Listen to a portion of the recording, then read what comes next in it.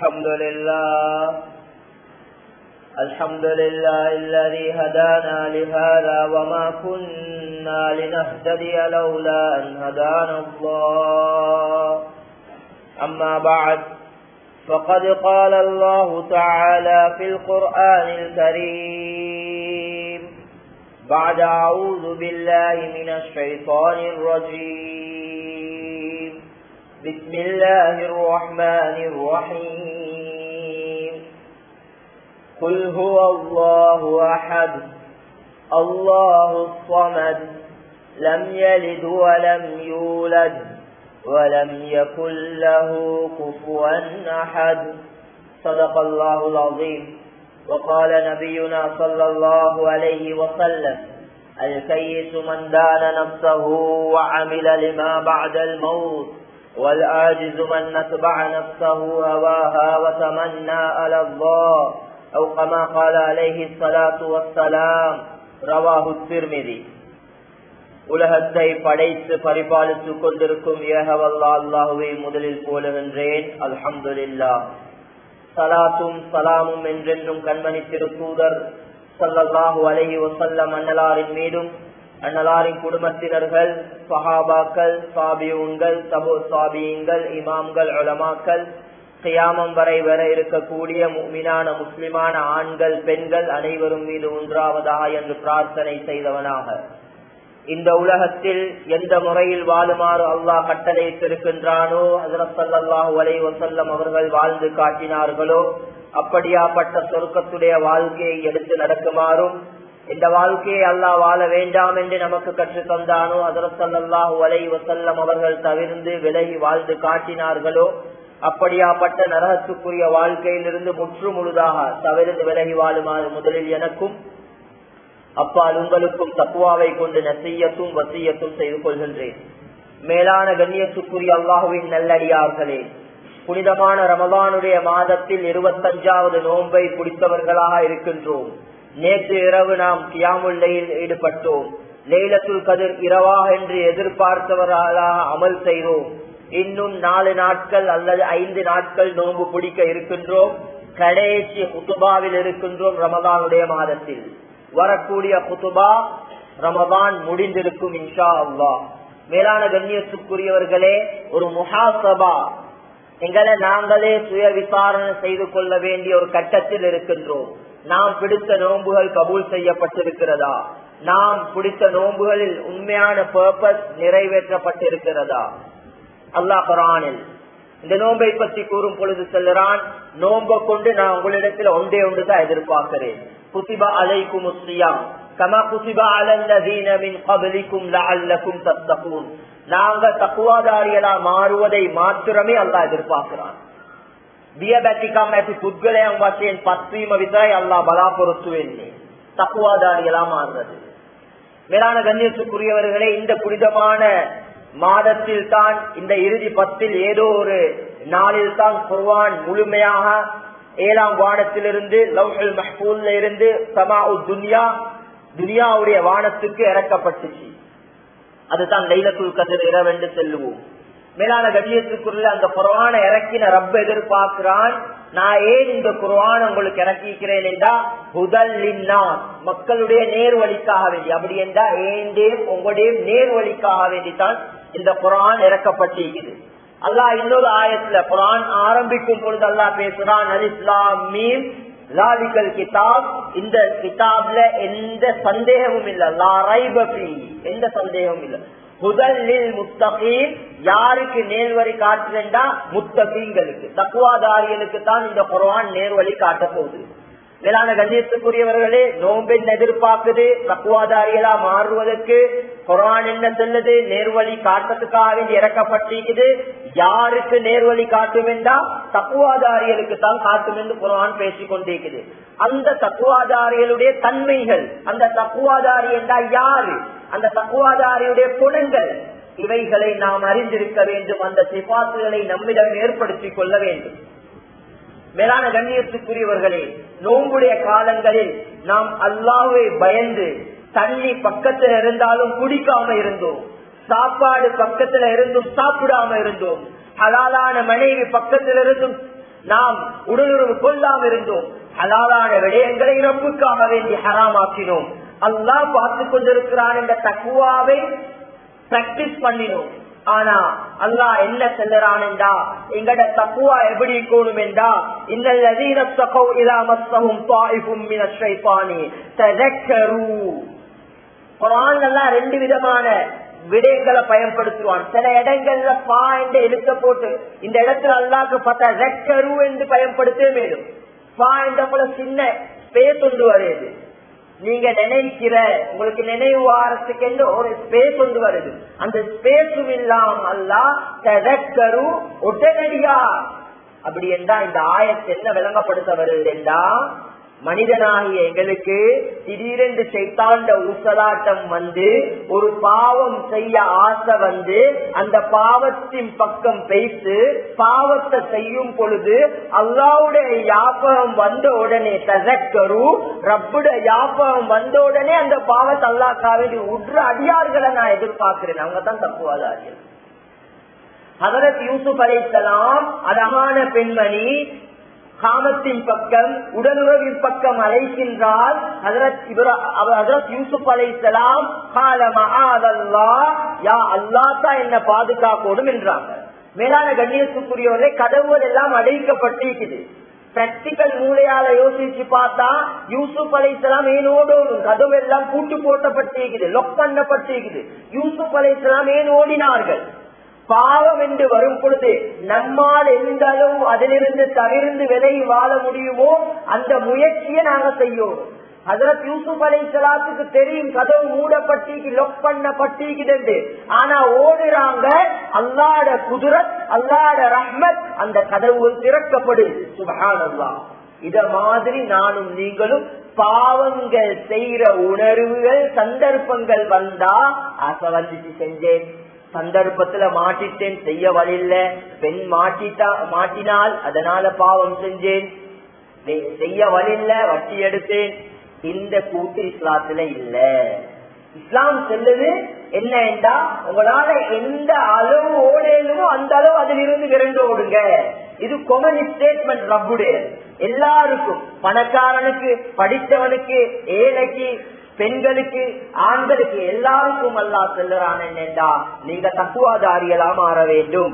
அந்த தக்குவாதாரிகள் தொழுவையை நிலைநாட்டுவார்கள், நோம்புகளை பிடிப்பார்கள், ஜகாத் கொடுப்பார்கள், அதே மாதிரி மறைவான விடயங்களை நம்புவார்கள். கபருடைய வாழ்க்கை, மஸ்தருடைய வாழ்க்கை, சொராத்துடைய வாழ்க்கை, சொர்க்கம் நரகம், இந்த விடயங்களை நம்பக்கூடியவர்களாக இருப்பார்கள். அது மாத்திரமல்லாம மக்ரத்தின் பக்கம் விரைந்து வாருங்கள் என்று ரொம்ப அழைப்பு கொடுத்து கொண்டிருக்கிறான் இந்த தக்குவாதாரிகளுக்கு. தக்குவாதாரிகள் என்றும் பொழுது பாவம் செய்யாதவர்கள் அல்ல. அல்லாஹ் ரெண்டு மாதிரி சொல்லுறான். ஒரு இடத்துல சொல்லுறான், பாவம் செய்ய ஆசை வந்த நேரத்திலும் ரப்புடைய யாபகம் வர வேண்டக்கூடியவர்களா நீங்க இருக்கணும். அல்லாஹ்வுடைய யாபகம் வந்துடணும். சரி, அதை தாண்டி ஒரு பாவம் நடந்துச்சு. மனிதன் என்ற ரீதியில் ஒரு பாவம் செஞ்சிட்டோம், ஒரு தவறு செஞ்சிட்டோம். அல்லாஹ் சொல்றான், வசாரியோ இலா மக்ஃபிரத்தின் மின் ரப்பிக்கும் வஜன்னத்தின் அர்லுஹஸ் ஸமாவாத்து வல் அர்லு உஇத்தத் லில் முத்தகீன். மக்ஃபிரத்தின் பக்கம் ஓடிவாங்க. பாவம் செஞ்சா அவங்க உடனடியாக தௌபாவில் ஈடுபடக்கூடியவர்களா இருப்பார்கள். அந்த தக்குவாதாரிகளுடைய தன்மைகளை சிலதை நான் சுற்றி காட்ட போறேன். நல்லா கேளுங்க, கொஞ்சம் யோசனையோட கேட்போம். இது நோம்புட கடைசி முத்துபா, வரக்கூடிய நோம்புல ஹயாத்தோட ஈப்போமோ இல்லையோ தெரியா. இவ்வளவு காலமும் பிடிச்ச 25 நோம்பும் இதன் பிரகாரம் அமல் செய்யப்பட்டுச்சா, நோம்புக்கு பின்னால் எங்கட வாழ்க்கையை எப்படி அமைச்சு கொள்ளணும் என்று ஒரு வழிகாட்டல் வழங்குறேன். நோம்புக்கு பின்னால எங்கட வாழ்க்கை எப்படி அமையணும் அல்லாஹ் குர்ஆன்ல சொல்றான். அந்த தக்வாதாரி என்ற தன்மைகள், யுன்ஃபிகூன ஃபிஸ்ஸர்ரா வல்-ضர்ரா, கஷ்டமான நிலைமையிலும் சதகா கொடுப்பார்கள். அவங்க கஷ்டம் இல்லாத நல்ல சந்தோஷமாக நல்ல வசதி வாய்ப்போடு இருக்கப்பொழுதும் சதகா கொடுப்பார்கள். இந்த சதகா என்ற பொருள், இந்த பணம் என்ற ஜகாத்தாக கொடுக்கப்படுது, சதகாவாக கொடுக்கப்படுது, ஹதியாவாக கொடுக்கப்படுது. மேலான கண்ணியத்துக்குரியவர்களே, இந்த ஏரியால கிட்டத்தட்ட 2500க்கும் மேற்பட்ட ஃபேமிலி செய்கிறாங்க. இதுல பவர்ட்டி ஜகாத் கடமையானவர்கள் 175க்கு மேல இருக்கிறாங்க. இங்க சுத்தி வர கடன், ஸ்ட்ரீட் ஃபுட் என்ற பேர்ல சுத்தி வர கடை இருக்குது இந்த ஏரியாவில். ஆனா இங்க கிட்டத்தட்ட ஜகாத் அப்ளிகேஷன் 700க்கு மேல இருக்குது. அதையும் தாண்டி தேடினா ஜகாத்துக்கு கடமையானவர்கள் பலர் இருப்பார்கள். ஒவ்வொரு வருடமும் ஜகாத் கொடுக்கறதல்ல விளையாட்டு. இஸ்லாம் அப்படி ஒன்று செல்லுதில்லை. ஜகாத் கடமையானவங்க கொடுக்கணும். நான் செல்ல வாழ்க்கை நல்லா விளங்க மிஸ் அண்டர்ஸ்டாண்ட் பண்ணிடுவாங்க. ஜகாத் பெறுறவர் உதாரணத்துக்கு நான் ஜகாத் கிடைக்க தகுதியான ஒருத்தர் ஒவ்வொரு வருஷமும் என்ன மிஸ் பண்ணிட இதை இஸ்லாம் செல்லதில்லை. அவருக்கு கொடுக்கிற ஜகாத் எப்படி கொடுக்கணும் என்றா மறுதடவை அவரை ஜகாத் கொடுக்கக்கூடியவரா மாறும். இதுதான் வரலாறு இஸ்லாத்துல இருக்குது. உமர் இப்னு அப்துல் அஜீஸ் ரஹ்மத்துல்லாஹி அலைஹி காலத்துல ஜகாத்துடைய பணம் எப்படி என்றா ஐனல் ஹாரினூன், எங்க கடன் கொடுக்கக்கூடியவங்க இருக்கிறா ஜகாத்துடைய பணத்தை தர, ஐனல் நாகிஹூன், திருமணம் முடிக்கக்கூடியவங்க இருக்கிறா ஜகாத் பணத்தை தந்து திருமணத்தை செஞ்சு வைக்க. ஜகாத் பெற யாருமே இல்லை. ஏன்? ஒரு முறையான முறைப்படி ஜகாத் அங்க டிஸ்ட்ரிபியூட் பண்ணப்பட்டுச்சு. உதாரணமாக எனக்கு ஜகாத் கடன், உதாரணமா நான் ஜகாத் கொடுக்கணும், 1 லட்சம் கொடுக்கணும் என்னங்களே. இலங்கையில கிட்டத்தட்ட 5 கூட்டம் இருக்கிறாங்க. 8 கூட்டத்துக்கு ஜகாத் கொடுக்கணும். ஸ்ரீலங்காவை பொறுத்த வரைக்கும் 5 கூட்டம் இருக்கிறாங்க. இந்த 5 கூட்டத்திலும் ஷாஃபி மதுஹப் பிரகாரம் குறைஞ்சது ஒரு கூட்டத்துல 3 பேருக்கு சரி கொடுக்கும். ஒரு கூட்டத்துல 3 பேருக்கு சரி கொடுக்கும். இப்ப 1 லட்சத்தை 5ஆக பிரிச்சா 20,000 வருது. 20,000 3ஆக பிரிச்சா கிட்டத்தட்ட 6,666 66 சதம் வருது. ஒருத்தருக்கு ஜகாத் கடமையான ஒருத்தருக்கு போய் 6,666 கொடுத்தா கேஸ் சிலிண்டர் தான் அவரு கேஸ் நினைச்சுதான் அவருக்கு கிடைக்கிறது. ஜகாத் கடமை வந்த கேஸ் எடுக்கிறது. இதால என்ன சரி பொறுமதி இருக்குதா? எந்த பொறுமதியும் இல்லை. அவர் வருஷம் பிச்சைக்காரன் தான். ஆனா இது கூட்டு ஜகாத் என்ற ஒரு அமைப்புல பள்ளி ஒன்று கூடி என்ன செய்யறாங்க, ஒரு 700 அப்ளிகேஷன் வந்து அதுல 100 சொல்லிட்டா புறக்கி இருக்கிற இந்த வருஷம் 10 இயர்ஸ் ப்ரொஜெக்ட், 10 வருஷத்துல ப்ரொஜெக்ட். இதுல 10 வருஷத்துக்குள்ள இந்த 700 பேரையும் நாங்க கஷ்டவாதி என்ற கேட்டகரியிலிருந்து வெளியெடுத்துடுவோம். அதுல பெஸ்ட் வருஷம் 100க்கு தான் கொடுக்க போறோம். அது எப்படி? இந்த 1 லட்சத்தை நான் போடுறேன். 10 பேர் போடுறாங்க 10 லட்சம், 20 பேர் போடுறாங்க 20 லட்சம், 30 பேர் போடுறாங்க 30 லட்சம். உதாரணத்துக்கு 40 லட்சம் சேர்ந்துங்களே, 40 லட்சம். இந்த 40 லட்சத்தை 5ஆக பிரிச்சா ஒரு கணக்கு வருது. கிட்டத்தட்ட ஜகாத் பெற தகுதியான ஒரு நபருக்கு 2-3 லட்சத்துக்கு மேல கிடைக்கும். ஒரு பிசினஸ் பேசிக் பிசினஸ் வந்து ஸ்டார்ட் பண்ற லெவலுக்கு வருவாரு. அடுத்து இது குடுக்கிறவங்களோட வேலை. எடுக்கிறவங்களும் வருஷா வருஷம் எனக்கு ஜகாத் கிடைக்கணும் என்று நீயத்தில் எடுக்க போவாங்க. எடுக்கிறவங்களும் இங்க பொறுத்த வரைக்கும் வீண் விரயம் நிறைய கூட. மன்னிச்சுக்கோங்க சொல்றேன் ஒன்று நினைக்கவாங்க. கல்யாணம், பர்த்டே, அங்க கல்யாணத்துக்கு முன்னால சாப்பாடு, கல்யாணத்துக்கு ஜகஜோதியா உடுக்கிறவங்க. இவங்களோட உடுப்ப பார்த்தா குடுக்கிறவனுக்கு மனசு வராது இவனுக்கு கொடுக்க. ஒரு கல்யாணத்துக்கு ஒரு உடுப்பு. எனக்கு ஒரு பொம்புல இந்த ஏரியால ஒரு பொம்புல அழுந்து வந்து சென்னா கல்யாணம் செஞ்சு வைக்க கூட சல்லி இல்ல. யார் சரி ஹாஜி யாரோட புடிச்சு சல்லி எடுத்தாங்களே, உசுர விட்டு கொள்ற நிலைமையில நானும் பார்த்தா உசுர விட்டு கொள்ற நிலைமை. டக்குன்னு ஒரு ஹாஜியார புடிச்சு 25,000 ரூபாய் சல்லி ஒன்று எடுத்து கொடுத்தேன். கொடுத்த போற அந்த பொம்பளை செஞ்சுறா. இப்ப எல்லாம் வந்து சேர்ந்துட்டு நான் அவருக்கு பெரிய பெரிய ட்ரெஸ் எடுத்து வாங்கி கொடுத்தேன். எனக்கு கேட்ட கல்யாணம் செய்ய சல்லி, அவ வாங்கி கொடுத்த ட்ரெஸ். இந்த பாயிண்ட்டுக்கு வாங்க. இது 2 விதமான விஷயம். இங்க எதுக்கு சல்லி சேர்க்கிறோம் அல்லா காலேஜ் அது கொடுங்க. குறிப்பாக பள்ளி நிர்வாகிகளிடம் கேட்டுக்கொள்வேன். பள்ளி ஊழியர்களுக்கு நீங்க சல்லி சேர்த்தா பள்ளி பெயிண்ட்டுக்கு பாதிக்கவான ஹராம். ஏன்னா மக்கள் எல்லாரும் நம்பி கொடுக்கிற பள்ளி ஊழியர்களுக்கு ஜகாத்துக்கு என்று பணம் சேர்ந்தா வேற ப்ரொஜெக்டுக்கு என்று நீங்க எந்த ஆளின் கொம்பம் கிட்ட போயிட்டு பக்குவா கேட்கவான நீங்க உண்ட மனத்தொண்ட கேட்பீங்க. இங்க சரியா சேர்க்கப்படுறது கொடுக்கப்படணும். எது ஜகாத்துக்கு சேர்க்கப்படுது அது ஜகாத்துக்கு என்று கொடுக்கப்படணும். பள்ளி பெயிண்ட் அடிக்க சேர்த்தா அது பெயிண்ட்டுக்கு பயன்படுத்துங்க. கஞ்சிக்கு சேர்த்தா கஞ்சிக்கு பயன்படுத்துங்க. அதே மாதிரி தேடி கொடுங்க. கொடுக்கிறவங்களும் எங்கட குடும்பத்தை லிஸ்ட பெற்றோடைய போடணும் என்று எதிர்பார்க்கவான பொல்லாத பழக்கம், நம்பிக்கை துரோகம். இதெல்லாம் மன்னிக்க மாட்டாங்க. மேலான கண்ணியத்துக்குரியவர்களே, ஜகாத் எடுக்கக்கூடியவங்களும் அல்லாஹ்வை பயந்து கொள்ளணும்.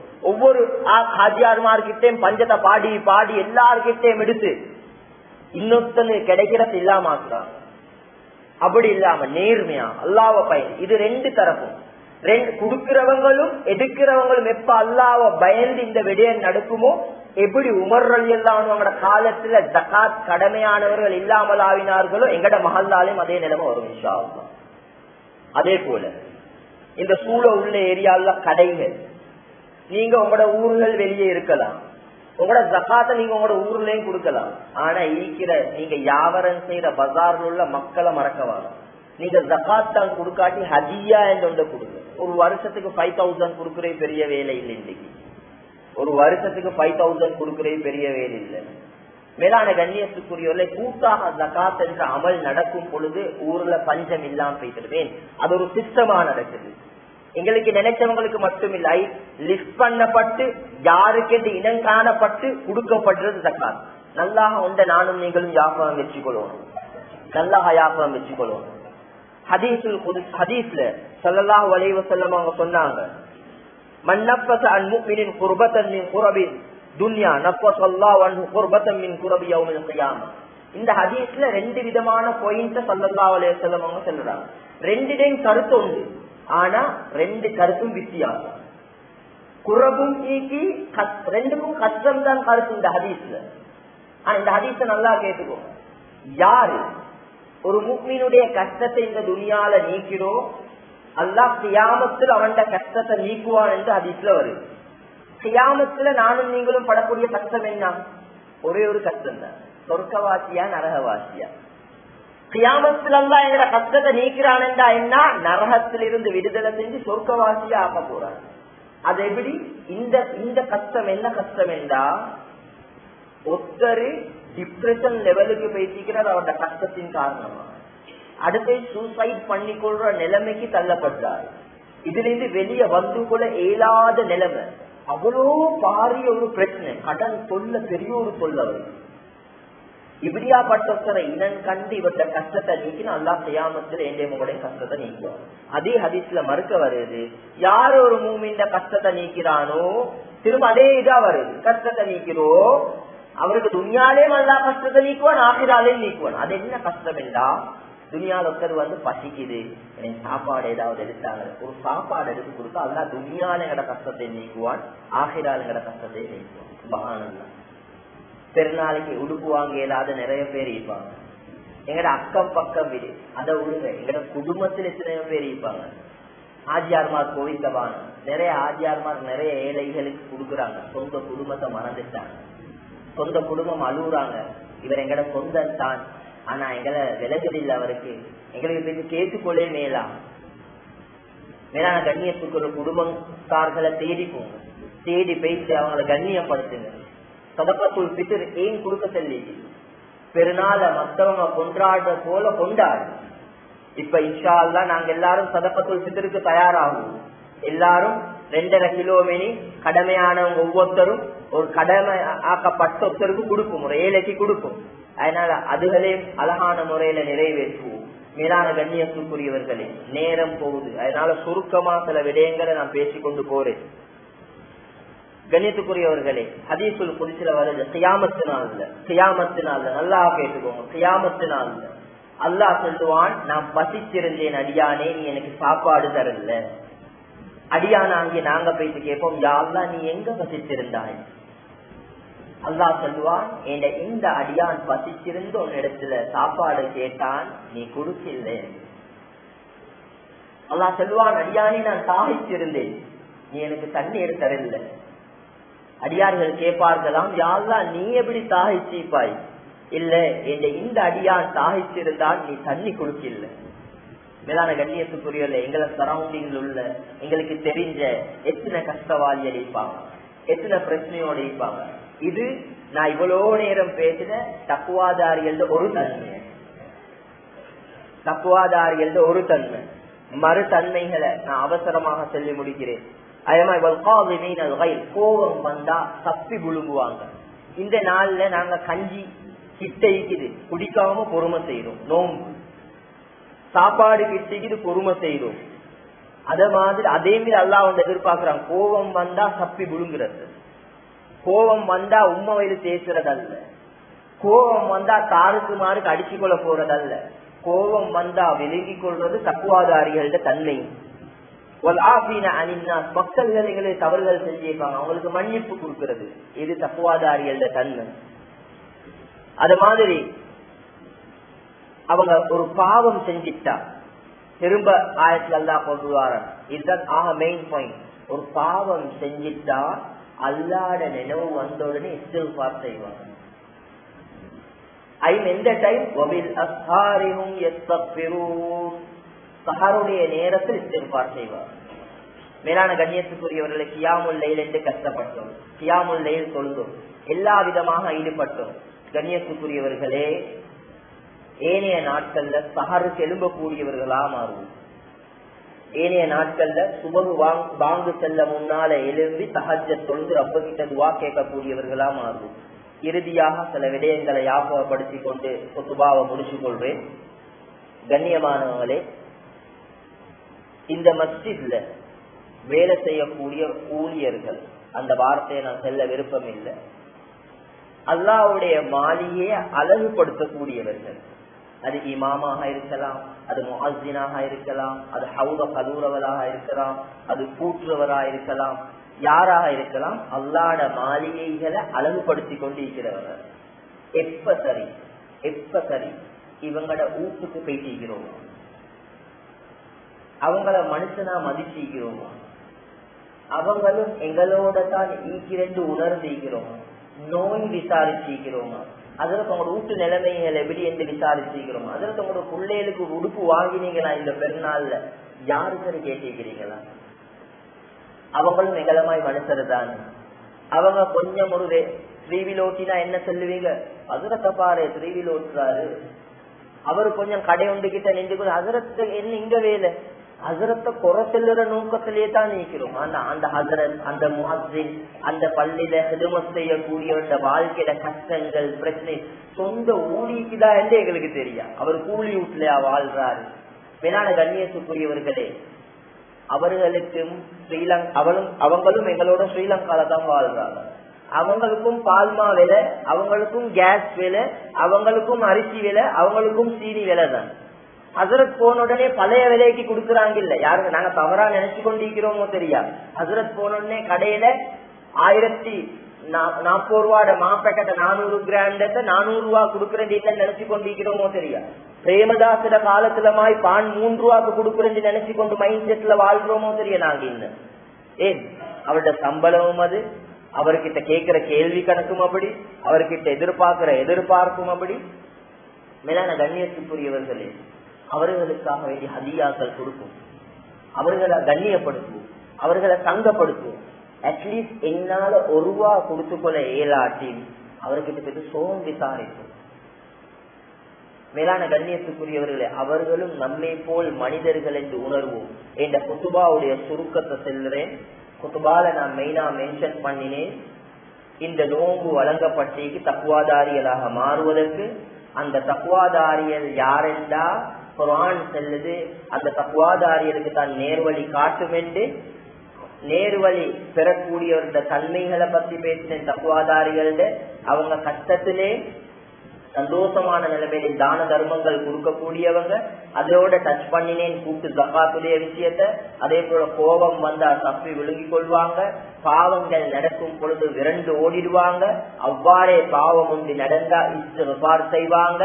அதே போல அவர்கள் தொழுவார்கள், ஜகாத் கொடுப்பார்கள், நோன்பு பிடிப்பார்கள் போல இந்த அம்சங்களை கொண்டவர்கள் தான் தக்குவாதாரிகள். அப்படியாப்பட்ட தக்குவாதாரிகளாக நாம் மாற முயற்சி செய்ய வேண்டும். வர நோன்பு முடியறதிலிருந்து அதுக்கு ஒரு ஒர்க் பிளான் போட்டு அதுக்கு அமல் செய்யக்கூடியவர்களா மாறுவோம். இறுதியாக இந்த பள்ளியில அல்லாஹ்வுடைய மாளிகையை அழகுபடுத்தி கொண்டிருக்கிறவர்களை பத்தி நான் மென்ஷன் பண்ணினேன். இன்ஷா அல்லாஹ் ஜுமா குத்துபா தொழுவிச்சு முடிஞ்ச உடனே நான் 5 நிமிஷம் பேசுவேன். வந்திருக்கிற எல்லாரும் கொஞ்சம் அமர்ந்துட்டு போங்க, அல்லாஹ்க்காக வேண்டி அந்த விடயங்களையும் கேட்டுட்டு போங்க. அல்லாஹ் எங்கட பாவங்களை மன்னிச்சிடியா, அல்லாஹ் குற்றம் குறைகளை மன்னிச்சு மறைச்சிடியா, அல்லாஹ் அல்லா உனக்காக வேண்டிய நோன்பு பிடிச்சோம் யா அல்லா, உனக்காக வேண்டிய தாகித்திருந்தோம் யா அல்லா, உனக்காக வேண்டிய யா அல்லா பசித்திருந்தோம் யா அல்லா. நீ எங்களை மன்னிக்காட்டி வேற யாரும் இல்லையா அல்லா. உன்னோட ரஹ்மத்தால நீ எங்களை மன்னிச்சிரியா அல்லா, எங்களோட கஷ்டங்களை நீக்கிறியா அல்லா. எங்களோட தனிப்பட்ட பிரச்சனை கஷ்டம் துன்பம் எல்லாம் நீ அறிஞ்சவன் யா அல்லா. உன்னை தவிர யாருக்கிட்டையும் கேட்க மாட்டோம் யா அல்லா. உன்னிடமே எங்களோட தேவைகளை சொல்லுறோம் யா அல்லா. நீயே பூர்த்தி செஞ்சு தந்துடியா அல்லா. இந்த மஹல்லாவை செழிப்பாக்கிறியா அல்லா. இந்த மஹல்லா வாசியல யா அல்லா எல்லாரும் ஜகாத் குடுக்கிற லெவலுக்கு ஆக்கி வச்சிருயா அல்லா. இந்த குத்பால கேட்டது போல தக்குவாதாரிகளாக மாற முயற்சி செய்யக்கூடியவர்களாக ஆக்கிறியா அல்லா. மௌத்தாகும் பொழுது தக்குவாதாரிகளாக மௌத்தா போகணும் யா அல்லா. அதே போல பலஸ்தீன்ல யா அல்லா இன்னும் கஷ்டப்பட்டாங்க யா அல்லா. யா அல்லா நாங்க ஏனோ யா அல்லா உடுப்பு இல்லாட்டி ஏதோ வாழுறோம் நிம்மதியாயா அல்லா. அந்த கத்தாவுடைய செகார்கள் யா அல்லா இன்று வாழ்வாகிறா நாளைக்கு மௌத்தா போறா என்று யோசிச்சு கொண்டு இருக்கிறாங்க யா அல்லா. நிம்மதியா நோம்பு பிடிப்போமா என்று அழுகிறாங்க யா அல்லா. அவர்களுக்கு விடுதலையை கொடுத்துடியா அல்லா. உன் ஹதீஸ் தான் கியாமத்து வரைக்கும் யுத்தம் நடக்கும் என்றியா அல்லா. அவர்களுக்கு சொர்க்கத்தை கொடுத்துடியா அல்லா. யா அல்லா அந்த யஹூதிகளுக்கு உனக்கே பொறுப்பு தாரோம் யா அல்லா. யா அல்லா முஸ்லீம்களை கண்ணியப்படுத்துறியா அல்லா. யா அல்லா முஸ்லீம்களை பாதுகாத்துறியா அல்லா. யாரெல்லாம் மௌத்தா போறாங்களோ அவங்க ஷஹீதாக்கப்படுறாங்களோ மானத்தோட ஷஹீதாக்கிறியா அல்லா. அவங்களோட மறைவான இடங்களை அல்லா நீ மக்களுக்கு காட்டி அவங்களை இழிவுபடுத்திடாதே அல்லா. பசி என்றது இயற்கையா வரக்கூடியது. ஆனா நீ நாடினா யா அல்லா கண்ணியமானவன் யா அல்லா. பசி இல்லாம வெப்பையா அல்லா. பசி என்ற உணர்வு இல்லாம அவங்களுக்கு வயிறு நிரம்பினவர்களாக வச்சிருயா அல்லா. யா அல்லா இன்பத்திலே துன்பம் கொடுக்கொண்டா யா அல்லா துன்பத்திலே இன்பத்தை கொடுக்கொண்டாலும் யா அல்லா. இந்த கஷ்டத்துல இப்ராஹிம் அலைஹிஸ்ஸலாத்தை நெருப்புல போட்ட நேரத்துல நீ எப்படி அந்த நெருப்பை குளிராக மாத்தினாயோ அந்த